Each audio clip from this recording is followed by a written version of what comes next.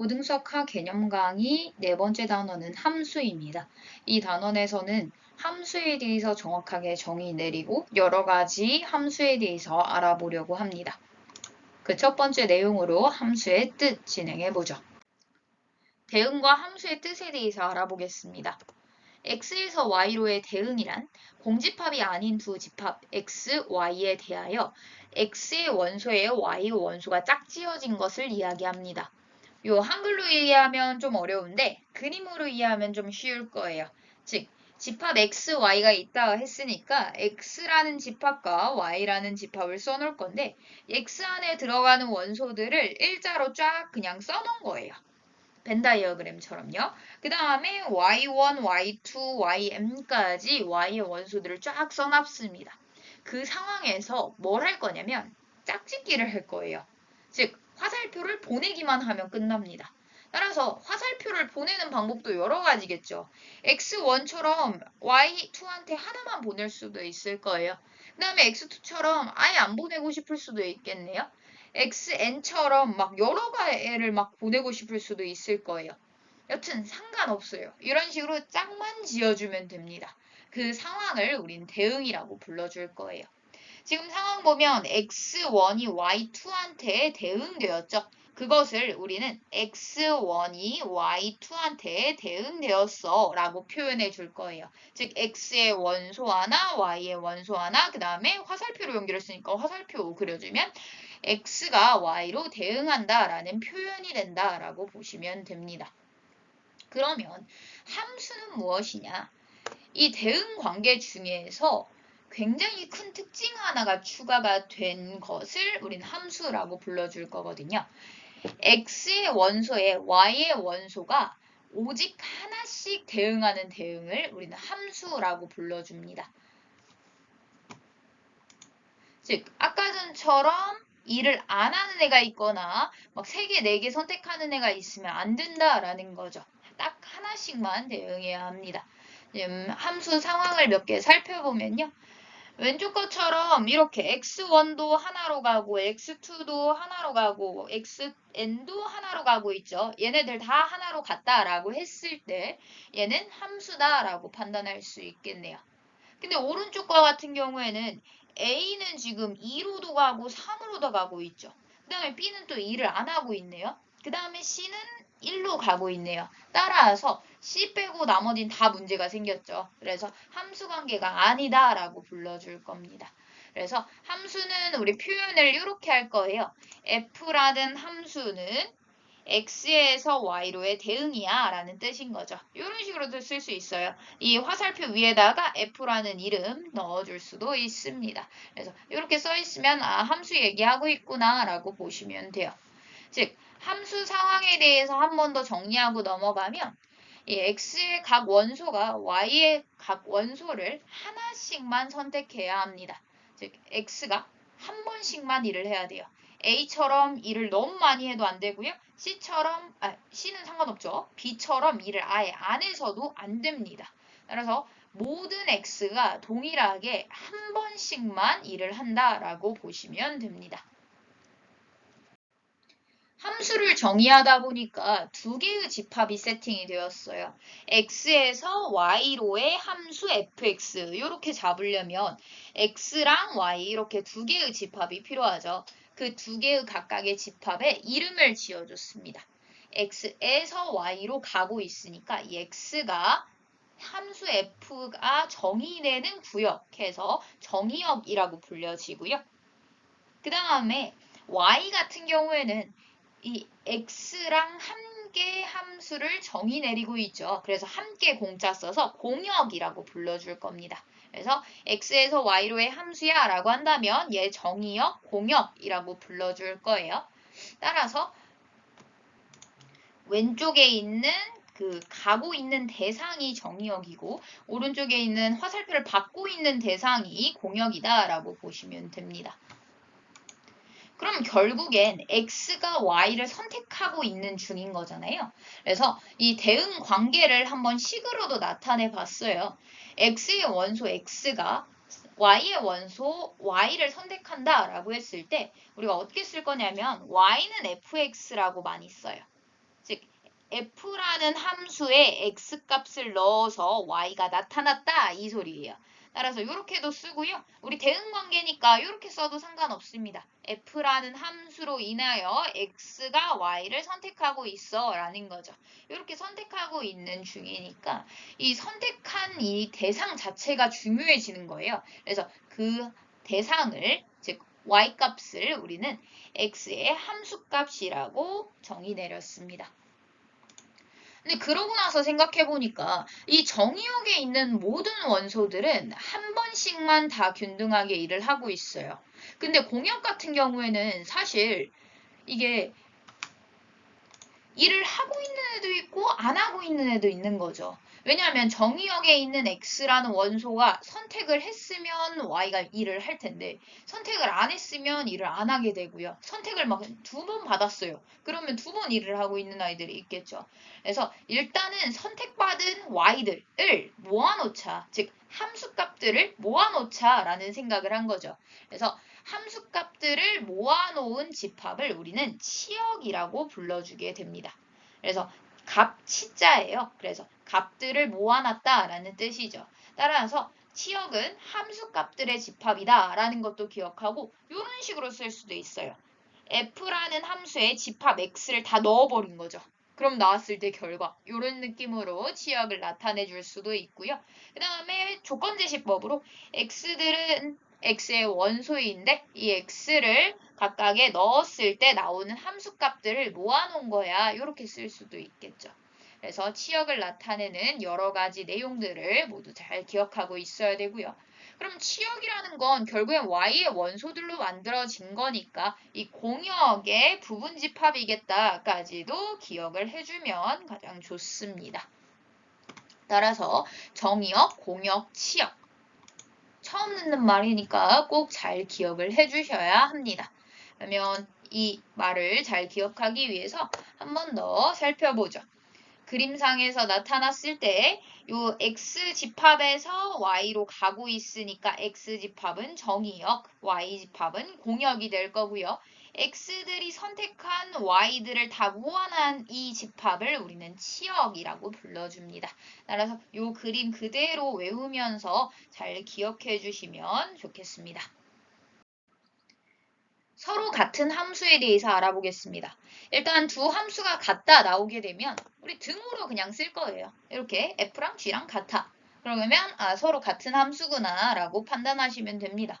그러면 언제를 우리는 서로 같은 함수다라고 보느냐. 일단은 두 함수가 정의된 구역, 즉 정의역이 서로 같아야 합니다.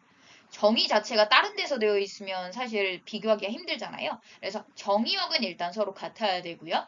그 다음 정의역의 모든 원소 x에 대하여 이 함수값이 서로 같아야 합니다. 각각을 다 넣었을 때 나오는 함수값들이 즉 선택하고 있는 그 대상이 다 같아야 된다는 거죠. 따라서 이 상황을 우린 서로 같다라고 표현을 하고요. 서로 같지 않다라는 건 부정취한다는 거죠. 따라서 정의역이 같고 그 다음에 모든 원소에 대하여 요거다라고 했으니까 부정취할 때 얘 부정취해서 같지 않거나로 바뀌겠죠. 5월로 바뀌고 모든이니까 적어도 하나가 존재한다. 나신게 이렇게 존재하면 되겠죠. 따라서 같지 않거나 아니면 정의역의 원소 중 적어도 하나라도 함수값이 서로 다르다면 우리는 서로 같지 않다라고 봅니다. 그럼 한번 예시를 들어서 어떤 상황인지 알아보죠. 일단 정의역이 1, 2, 3인 두 함수 f와 g가 나왔다라고 해보죠. 지금 보니까 fx랑 gx랑 함수식의 상태는 전혀 다른 상황입니다. 근데 정의역이 1, 2, 3으로는 같다라고 나왔으니까 첫 번째 조건은 만족을 했죠. 그러면 두 번째 조건. 함수식은 달라도 돼요. 이것처럼 달라도 되는데 함수 값이 서로 같아야 된대요. 누구에 대해서? 정의역의 모든 원소 x에 대하여.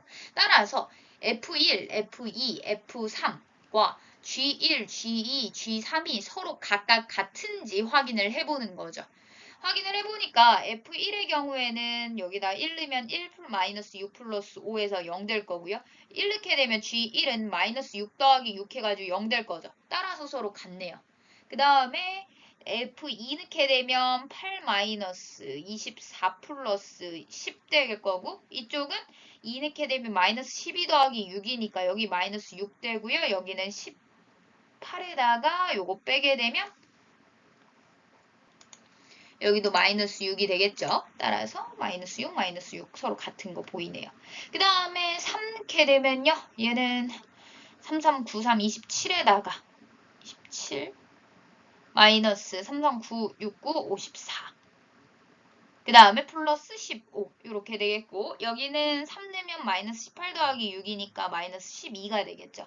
따라서 여기 계산했을 때 마이너스 12가 되면 좋겠는데 여기가 마이너스 27에다가 마이너스 10이 되는 거 보이네요. 즉 F1이랑 G1이랑 같고 F2랑 G2랑 같고 F3이랑 G3이랑 같으니까 모든 원소 X에 대하여 함수값이 같은 상황이라 서로 같은 함수다라고 판단할 수 있는 거죠. 그럼 요 같은 함수에서 정의역만 슬쩍 바꿔볼게요. 정의역이 각각 2, 3, 4로 같다라고 보죠. 그러면 방금 2하고 3에 대해서는 함수값이 같은 걸 확인했어요. 근데 4에 대해서 확인을 해보면요. 4의 세제곱 마이너스 6 곱하기 4의 제곱 플러스 20에다가 이쪽은 4 넣으면 마이너스 6, 4, 24 플러스 6 해가지고 마이너스 18 되겠죠. 따라서 여기가 마이너스 18만 되면 좋겠는데 여기가 4의 제곱으로 묶어보면 이렇게 해가지고 마이너스 2에다가 16에다가 마이너스 32가 돼가지고 여기가 마이너스 12가 됨을 알 수 있어요. 따라서 서로 다르네요. 즉 F4가 G4랑 달라 라고 나왔어요. 적어도 하나라도 함수값이 다르다면 우리는 함수가 서로 같지 않다라고 부르기로 했죠. 따라서 이 정의역의 상황에 따라서 함수식이 뭐 같든 다르든 정의역의 상황에 따라서 전체 함수가 같을 수도 있고 다를 수도 있으니 꼭 정의역을 잘 살펴줘야 합니다. 따라서 서로 같은 함수 잘 기억해 주세요. 함수의 그래프에 대해서 알아보겠습니다. 집합 x에서 집합 y로의 함수 f에 대하여 이 x가 하나의 함수값을 지정하겠죠. 그것을 fx라고 쓸 수 있고 얘네 둘은 짝꿍이니까 우리가 순서 쌍으로 나타낼 수 있을 거예요. 그 순서 쌍들을 다 모아놓은 이 집합을 우리는 함수의 그래프라고 불러줍니다. 근데 이렇게 집합으로만 나타내놓기 아쉬운 거죠. 왜냐하면 순서 쌍이 나왔으니 좌표로 연결을 딱 시키면 멋있는 장면이 나올 것 같은 거죠. 그래서 이 장면을 보고 얘는 좌표로 한번 표현해 볼까라는 생각을 하게 됩니다. 근데 여기서 주의해야 될 건 정의역과 공역의 원소가 모두 실수다라는 가정이 있어야 돼요. 왜냐하면 우리는 좌표 평면이라는 게 실평면을 얘기하잖아요. 그러다 보니까 실수인 점들만 나타날 거기 때문에 실수 조건이 있어야 되고요. y는 fx의 그래프가 좌표 평면에 도형으로 나타난다라는 거 체크할 수 있게 됩니다. 그래서 이런 식으로 나타나는 거죠. 막 이렇게 꼬불꼬불 모양도 보이고요. 나중에 이거 3차 함수 그래프라고 배울 거예요. 이렇게 선이 있으면서 구멍 뚫린 선이 될 수도 있는 거고요. 원이 될 수도 있는 거예요. 여러 가지 도형들이 나타났는데 그러면 얘네 다 함수냐? 사실 그건 아니에요. 왜냐하면 일단 함수의 그래프이기 이전에 함수 조건을 만족해야 되는데 이 함수 조건을 따져보면 x값에 대하여 한 개의 y값을 선택하는 중인 거죠. 그러다 보니까 하나의 x값에 대하여 여러 개의 y값을 선택하는 상황이면 안 되는 거예요. 그래서 각각의 x한테 가가지고 진짜 너 하나한테만 갔니? 물어봐야 된다는 거죠. 그리고 안 간 애가 있으면 또 안 된다는 거죠. 따라서 각각의 x한테 물어보기 시작하게 됩니다. 그 x를 판단할 때는 정의역의 원소에 대해서만 판단하면 되겠죠. 그래서 정의역의 원소가 모든 실수라고 일단 가정했을 때 여기 있는 원소한테 가서 물어봤어요. 요 x값, 너는 함수값을 하나만 정하고 있니? 라는 건 결국 순서쌍이 하나뿐이니? 라는 거죠. 즉, 이 x값을 갖고 있는 순서쌍은 요 라인 안에 있겠죠. 따라서 요 라인 안에 여기 계속 가면 여기서 하나 만나겠죠. 이런 식으로. 여기 x값한테도 가서 물어봐야겠죠. 너 하나한테 만나니? 물어볼 거예요. 그래서 이렇게 세로 줄로 그었을 때 한 점에서 계속 만나고 있으면 함수의 정의를 만족했다라고 볼 수 있는 거죠. 그래서 얘한테 쫙 가서 물어봤는데 얘네는 다 하나씩한테 가죠. 따라서 얘는 함수다라고 볼 수 있습니다.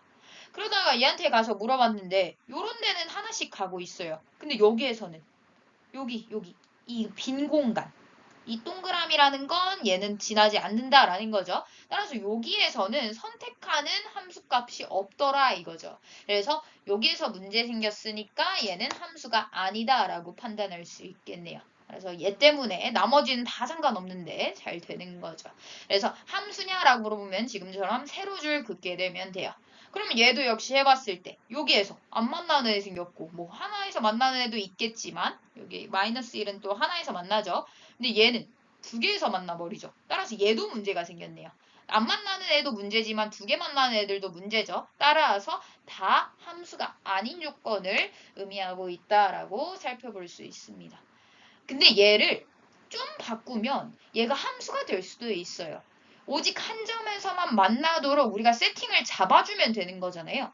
근데 함수 세팅 잡는 건 집합으로 잡으면 되겠죠. 즉 정의역과 공역을 바꿈으로써 얘를 함수로 바꿀 수도 있습니다. 한번 해볼까요? 정의역을 마이너스 1에서부터 1 사이로만 보겠대요. 그러면 아직은 여기서 두 개 선택한 애들이 문제가 생기죠. 그래서 공역도 0보다 크거나 같은 애들만 보겠대요. 그러면 요 라인만 보겠다는 거죠. 여기. 정의역을 마이너스 1에서부터 1까지 보고 그 다음에 공역은 즉 y값은 큰 데에서만 보겠다라고 했으니까 이 아랫부분은 보지 않겠다라는 거죠. 그러고 나서 봤더니 다 한 점에서만 만나더라 인 거죠. 따라서 이 정역과 공역의 상황에 따라서 함수가 될 수도 있고 안 될 수도 있고 하기 때문에 굉장히 잘 살펴줘야 된다라는 겁니다. 따라서 정의역, 공역 잘 체크하고 정의역의 원소들을 기준으로 세로선을 그렸을 때 다 한 점에서 만나면 얘는 함수다라고 할 수 있게 됩니다.